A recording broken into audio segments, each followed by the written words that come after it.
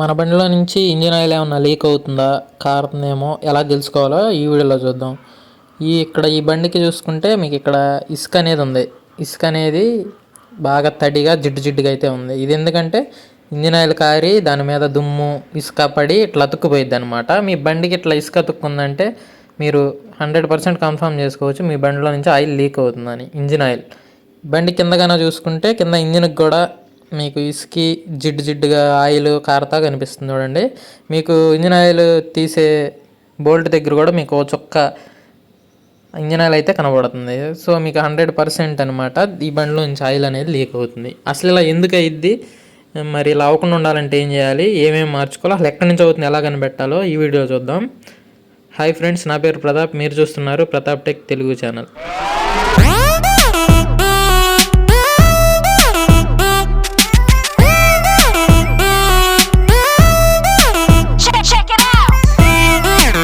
Almost engine మొత్తం కింద engine ఆయిల్తో తడిసిపోయింది కాబట్టి మనం ప్రాబ్లం ఎక్కడుందో కన్ఫర్మ్ అయితే చేయలేం. కాబట్టి మనం ఇటు సైడ్ ఉన్న మ్యాగ్నెట్ కేస్ని అయితే ఓపెన్ చేసుకోవాలి.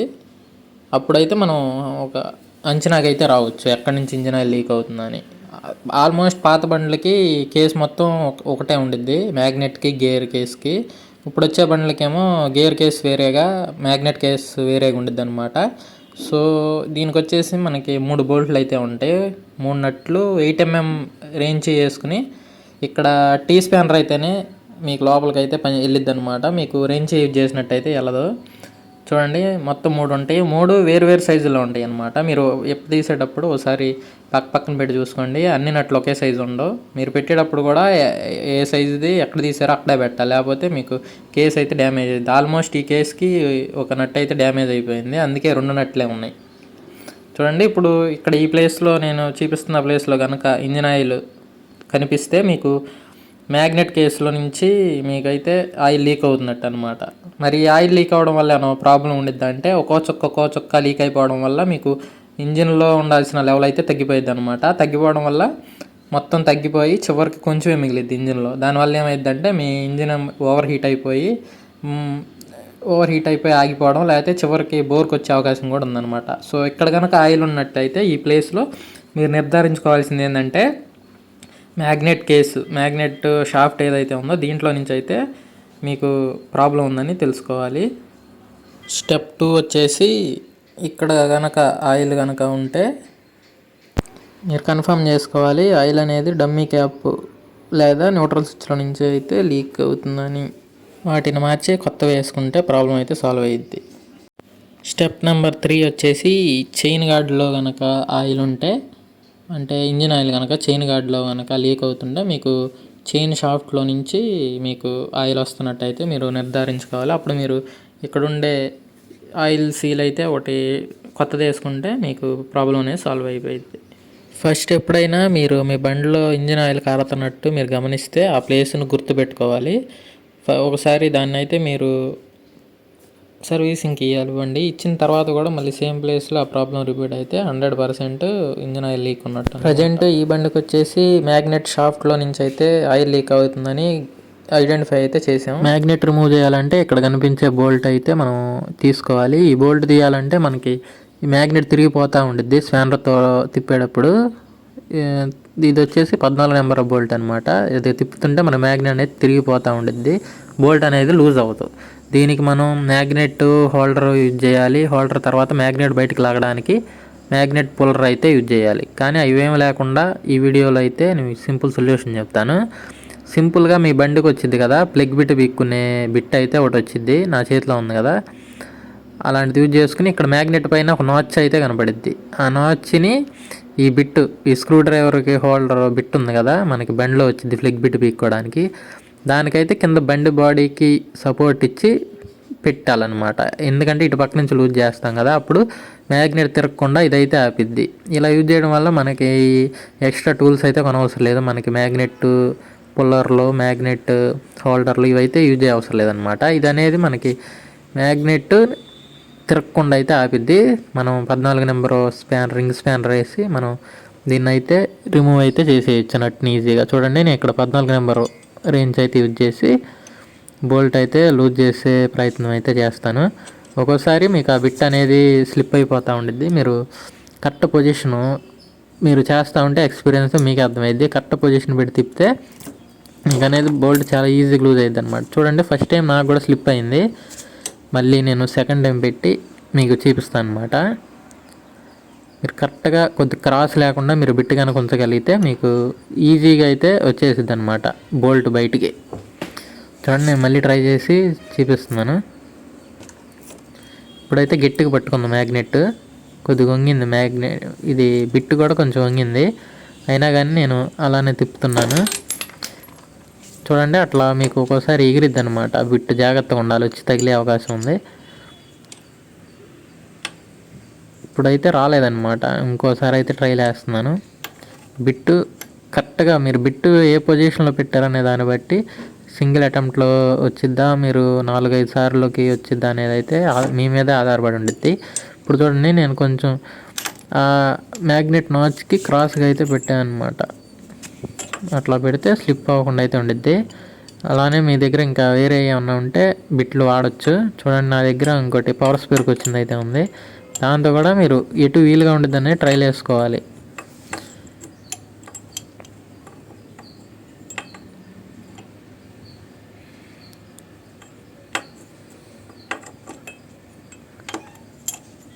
చూడండి, నేను అన్ని రకాలుగా అయితే చూస్తున్నాను ఎటు పట్టిద్దా అని. నాకు ఒకటి సెట్ అయితే మాత్రం బోల్ట్ అనేది బయటకు వచ్చేసిద్ది, ఈజీగా తిరిగిపోయిద్ది. మనకి ఆ బిట్ అనేది ఆ మ్యాగ్నెట్ ఒక్కసారి పట్టుకున్నా ఇంకా వదలదనమాట. ఇంకా మనం ఆ బోల్ట్ని అయితే బయటికి పీకేసుకోవచ్చు. మళ్ళీ ఫైనల్గా ఫస్ట్ వాడిందే నాకు బెటర్ అనిపించింది. సెకండ్ది అయితే ఎక్కడ సెట్ అవ్వట్లేదు అనమాట. ఇప్పుడు ఇంకోసారి ట్రై చేద్దాం. చూడండి, గట్టిగా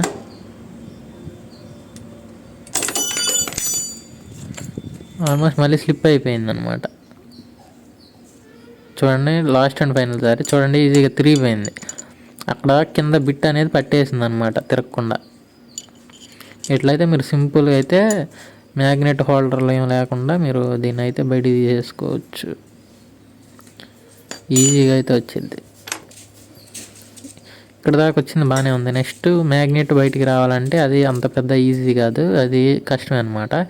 కానీ దానికి ఒక టెక్నిక్ ఉంది. అది మ్యాగ్నెట్ అనేది చేతితో పట్టుకున్న అయితే అంత ఈజీగా అయితే రాదు, ఎందుకంటే మనం బోల్ట్ టైట్ చేస్తాం కాబట్టి. ఇది కూడా లోపలికల్లా ఫిక్స్ అయిపోయింది అనమాట. మీరు సింపుల్గా సుత్తి తీసుకుని ఇలా ఒకసారి అయితే పైన 2 సార్లు కింద అట్లా అన్ని పక్కల మీరైతే హిట్ చేయాలి. హ్యామర్తో హిట్ చేస్తే మీకు కొద్దిగా లూజ్ అనేది ఇచ్చిద్ది అనమాట. మీకైతే ఇలా తీసేసుకోవచ్చు. మీరు కటింగ్ ప్లేయర్ కాదు, మీరు స్క్రూ డ్రైవర్ ఉన్నా కానీ పెద్దది, దాంతో కూడా మీరు అయితే ఈజీగా తీయచ్చు. యూట్యూబ్లో చూడండి, చాలా టెక్నిక్స్ అయితే ఉంటాయి దీన్ని తీయడానికి. అలా లేదు మీరు మ్యాగ్నెట్ పుల్లర్ కొనుక్కుంటామంటే ఇంకా చాలా ఈజీగా అయితే వచ్చింది అనమాట. మ్యాగ్నెట్కి ఏమాత్రం డ్యామేజ్ లేకుండా. ఈ మ్యాగ్నెట్లో అయస్కాంతం ఉండిద్ది కాబట్టి తీసేటప్పుడు కొంచెం జాగ్రత్తగా అయితే తీయాలి. చూడండి ఎలా తొక్కుంటుందో. ఇది అనేది మ్యాగ్నెట్ అనమాట. ఇది తిరగడం వల్ల మనకి బండిలో కరెంట్ అనేది ప్రొడ్యూస్ అవుతుంది. ఈ లోపల ఆల్మోస్ట్ మనకి స్టార్టింగ్ కాయిల్, అలానే పవర్ కాయిల్స్ కూడా ఉంటాయి. మనకి బండి ప్లగ్ బిట్ దగ్గర వచ్చే పవర్ కాయిల్ కూడా ఇక్కడే ఉండిద్ది అనమాట. దీని నుంచి కాయిల్కి అయితే సప్లై వెళ్ళిద్ది. నెక్స్ట్ ఇక్కడ వచ్చేసి మనకి స్టార్ బోల్ట్లు అయితే 2 ఉంటాయి. ఈ స్టార్ బోల్ట్లు పీక్కుంటే మనకి కేస్ అనేది బయటకు వచ్చిద్ది. అప్పుడు మనకి లోపల ఆయిల్ సీల్ కానీ ఓరింగ్లు కానీ చేంజ్ చేసుకోవడానికి అయితే కుదిరిద్ది. ఆల్మోస్ట్ ఈ నట్లు వచ్చేసి బాగా లోపల గమ్ము పెడతారు కాబట్టి మనకి సిలికాన్ జెల్ ఉండిద్ది కదా, ఎనాబాండ్, అది పెడతారు కాబట్టి మనకి స్లిప్ అయిపోతాయి అన్నమాట. మన మామూలు స్క్రూ డ్రైవర్లతో తిరగవు. పెద్ద స్క్రూ డ్రైవర్లు ఉంటే తీయచ్చు, లేకపోతే ఇలాంటి ఇంపాక్ట్ స్క్రూ డ్రైవర్లు అంటారు, వీటితో కూడా ఈజీగా తీయచ్చు అనమాట. ఇది ఏంటి ఎలా పనిచేసిద్ది అనేది నేను వీడియో పెడతాను, అన్బాక్సింగ్ వీడియో. దాన్ని చూస్తే మీకు ఈ స్క్రూ డ్రైవర్ ఎలా యూజ్ చేయాలో ఫుల్ క్లారిటీగా అయితే తెలిసిపోయింది అనమాట. దీని లింక్ కావాలన్నా నేను డిస్క్రిప్షన్లో అయితే పెడతాను. ఫస్ట్ దీనిని మీరు దీంట్లో ఏ బిట్ అనేది కరెక్ట్గా నట్టుకి సెట్ అవుతుంది అనేది అయితే మీరు చూసుకోవాలి. కరెక్ట్గా సెట్ అయిన దాన్నే యూజ్ చేయాలి, లేకపోతే మీరు దీన్ని యూజ్ చేసేటప్పుడు స్లిప్ అయిపోతాయి అనమాట. స్లిప్ అయిపోతే మీకు అక్కడ అరిగిపోయి మీకు ఇంకా నట్టు అయితే తీయలేరు.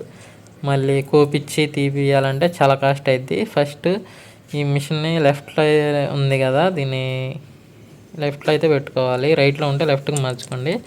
దీని ఇట్లా సెట్ చేసి దాంట్లోకి మీరు గట్టిగా పట్టుకొని ఒక సుత్తి కానీ ఏదన్నా లావుది కర్ర చెక్క కానీ ఉంటే దాంతో ఇట్లా కొడితే మీకు ఈజీగా ఒక్క దెబ్బకి నట్ అనేది లూజ్ అయిపోయింది అనమాట. దాని వెనకాల గమ్మున్నా సరే గట్టిగా పట్టుకున్నా సరే ఈజీగా అయితే వచ్చేసిద్ది. అలానే కింద కూడా నట్టు ఉంది, కింద దానికి కూడా సేమ్ అయితే ప్రొసీజర్ అయితే ఫాలో అవుదాం. పై చూడండి, మళ్ళీ చూపిస్తాను. ఇదైతే తిరగలేదన్నమాట. ఇప్పుడు కెమెరా కొద్దిగా సైడ్కి పెట్టాం కదా, ఇప్పుడైతే గట్టిగా దెబ్బ వేస్తే ఈజీగానే వచ్చేసింది అనమాట. చూడండి, ఒక్కసారి అది లూజ్ అయితే చాలు, మీరు పద్దాడు కొట్టవసరం లేదు. ఒక్కసారి ఒక్క దెబ్బ వేస్తే లూజ్ అయితే మీరు మామూలు స్క్రూ డ్రైవర్తో కూడా ఇట్లా పీకేసుకోవచ్చు.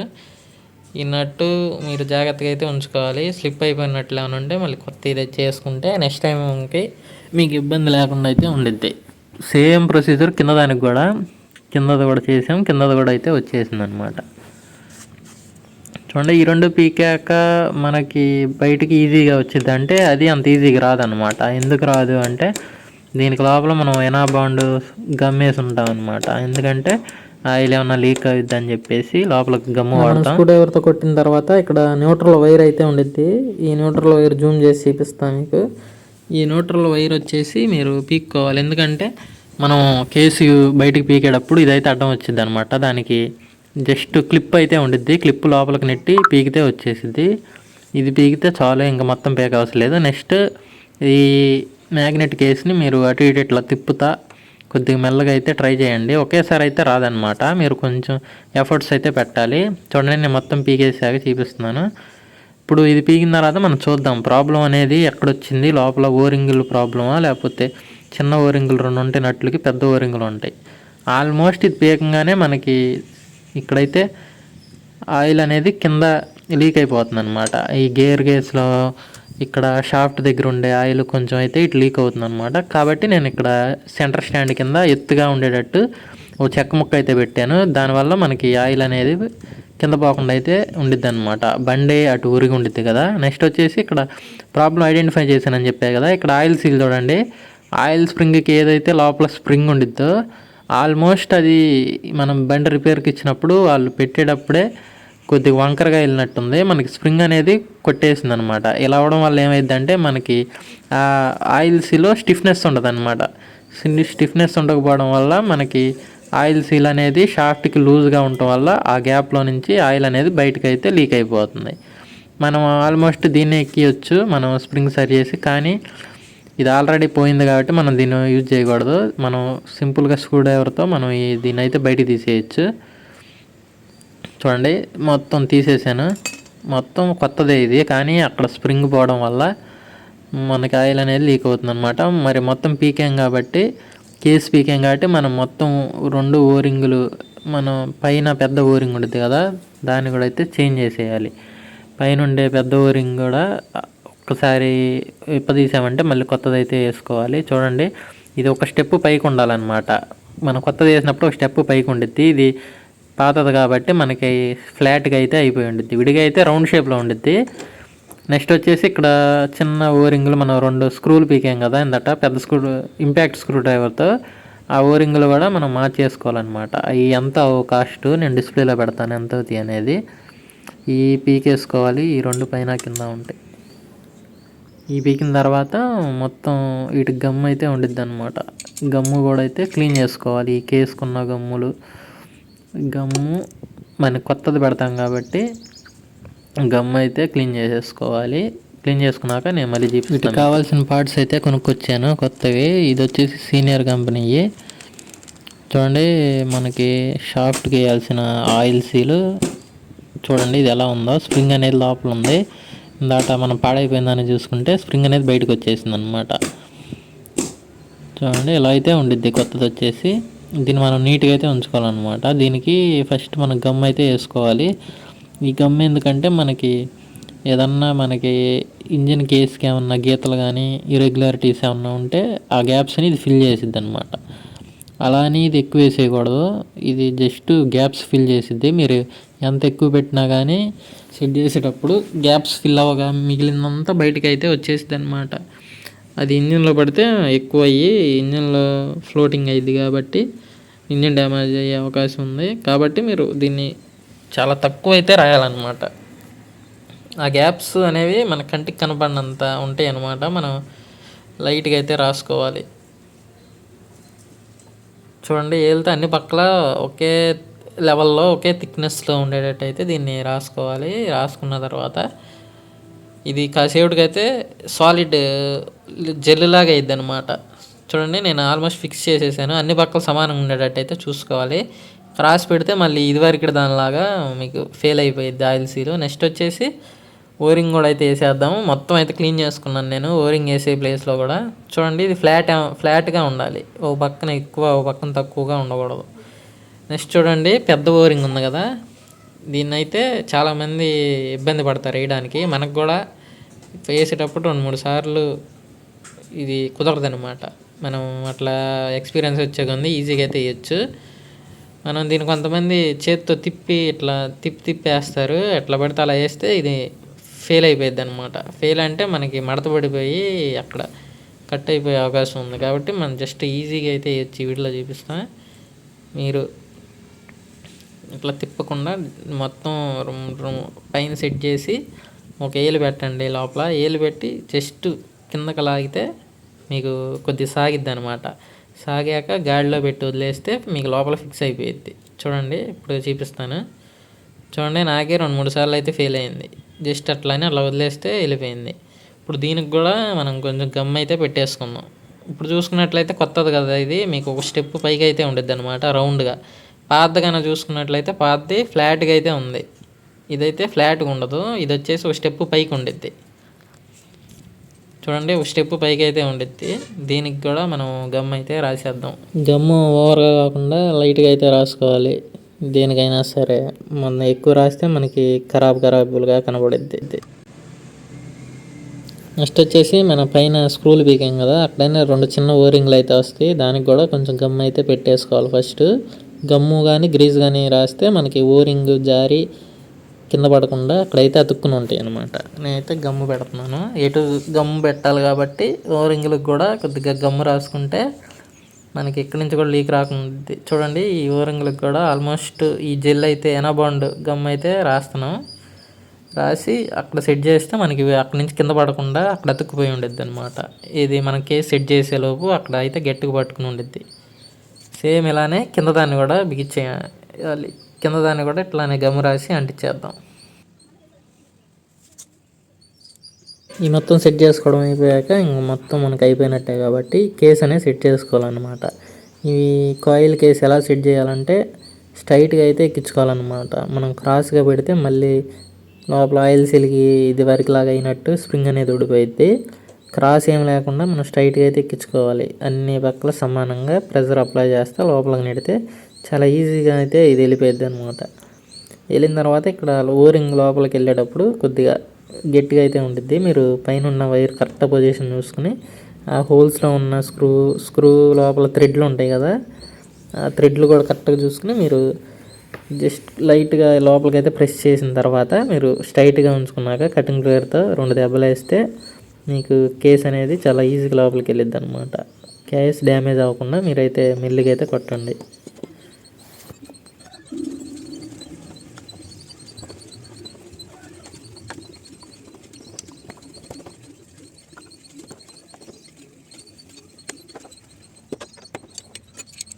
నెక్స్ట్ మనం 2 స్క్రూలు అయితే ఫిక్స్ చేసేయాలి. ఈ స్క్రూలకు కూడా కొద్దిగా గమ్ రాసుకుని మనం షూడెవర్తో ఫుల్ టైట్ అయితే చేసుకోవాలన్నమాట. మనం కొద్దిగా లూజ్ ఉంచితే మళ్ళీ ఆయిల్ అయితే లీక్ అయ్యిద్ది. చూడండి, మనం ఇలా గమ్ రాసుకుని దానికి పెట్టేసుకోవాలి.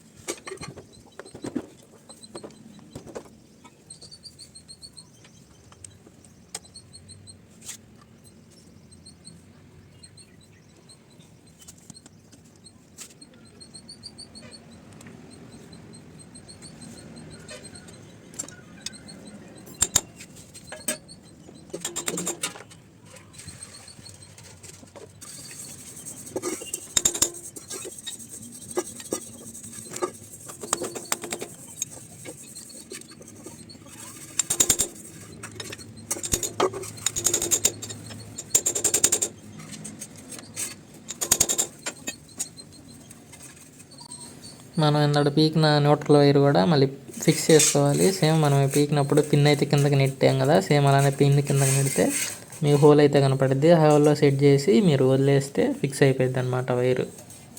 గమ్ము మొత్తం నీట్గా తుడిసేసి ఎక్స్ట్రా గమ్ అంతా తుడిసిన తర్వాత మ్యాగ్నెట్ కవర్ అనేది, ఈ మ్యాగ్నెట్ ఉంది కదా, మ్యాగ్నెట్ అనేది కరెక్ట్గా ఫిక్స్ చేసుకోండి దాని పొజిషన్లో. దానికి ఒక గాడ్ అయితే ఉంటుంది, ఆ గాడ్లో కూర్చోబెట్టి దానికి వచ్చిన వాషర్ అయితే వేసేయాలి. వాషర్ వేసి తర్వాత మళ్ళీ నట్ అయితే బిగించుకోవాలి. నట్టు బిగించేటప్పుడు మళ్ళీ మనకి ఇది మ్యాగ్నెట్ తిరిగిపోతూ ఉంటుంది. ఇట్లా తిరగకుండా ఉండడానికి సేమ్ మనం దట్ వాడాం కదా యూజ్ చేసినట్టు మన బండికి వచ్చిన బిట్ కానీ లేకపోతే మీకు అట్లా ఏదైనా సెట్ అయ్యే బిట్ ఉంటే దాన్ని పెట్టుకుని ఈజీగా అయితే టైట్ చేసుకోవచ్చు. మొత్తం టోటల్గా ఈ వీడియోని అయితే చూడండి.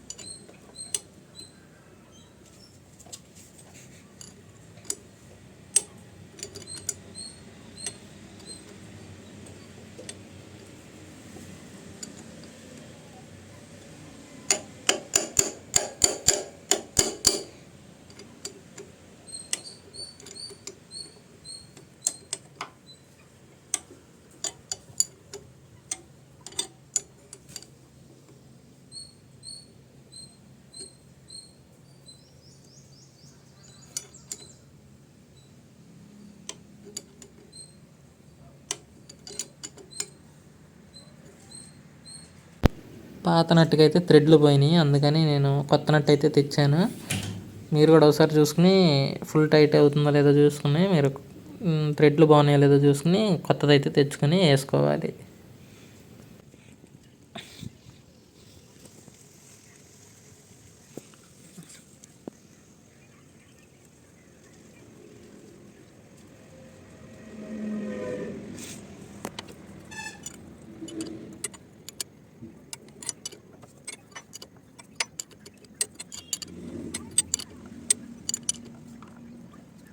మ్యాగ్నెట్ మొత్తం బిగించేసిన తర్వాత మీరు కాసేపు బండిని ఒక పావు గంట ఆన్లో ఉంచితే మీకు మళ్ళీ ఆయిల్ ఏమైనా లీక్ అవుతుందో లేదో కనపడిద్ది. ఏమైనా లీక్ అయితే మళ్ళీ మీరు సెట్ చేసుకోండి. ఏం లీక్ అవ్వకపోతే ఇక మీరు ఫస్ట్లో పీకిన మ్యాగ్నెట్ కేస్ అయితే ఏదైతే ఉందో దాన్ని అయితే బిగించేయాలి.